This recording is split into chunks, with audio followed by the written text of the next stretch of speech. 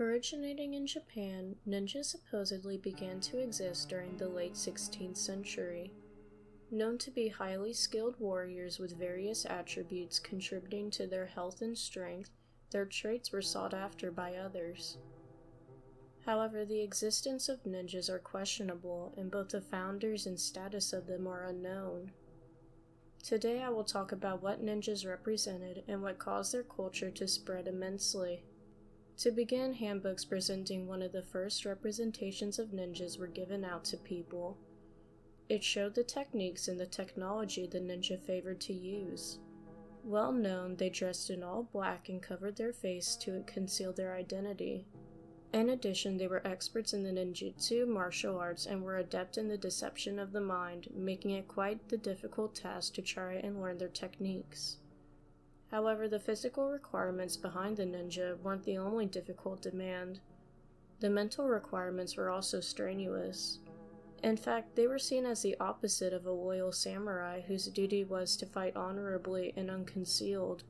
To tell the truth, ninja had to show great persistence and finish their duty no matter what the details were, even if it meant fighting in the shadows. Following, they used many weapons such as smoke bombs, shurikens, daggers, swords, and other blades. However, although they were so adept with martial arts and weapons, some believed them to be lower-class warriors for hire.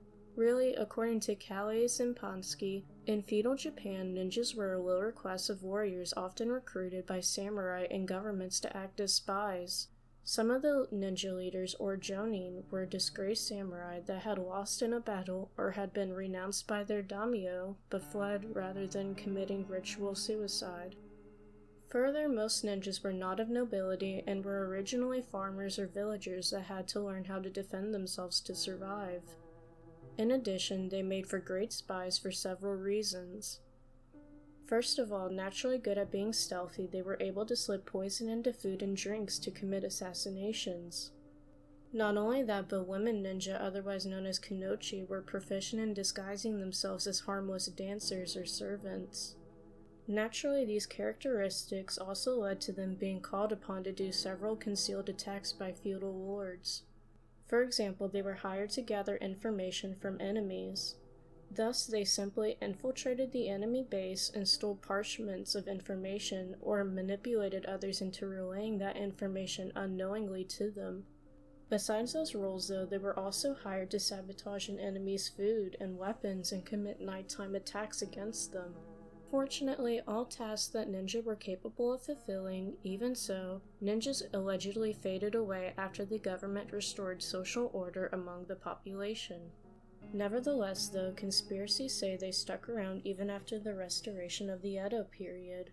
Seemingly, they blended back into civilization by becoming employed by the shogun as part of the elite troops or surveillance agents.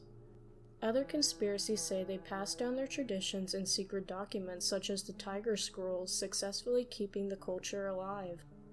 Overall, though, it's not clear whether the ninjas were truly a part of history or were mere fiction coming from blockbuster hits such as movies like Enter the Ninja and You Only Live Twice, that inspired imitations and illusions of them.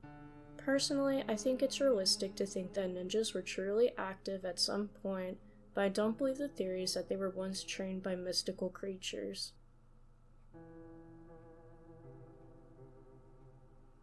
Hey guys, I hope you enjoyed today's video, and please let me know what you think in the comments below. Truthfully, do you really think they existed, or were they just a product of imitations and storytelling?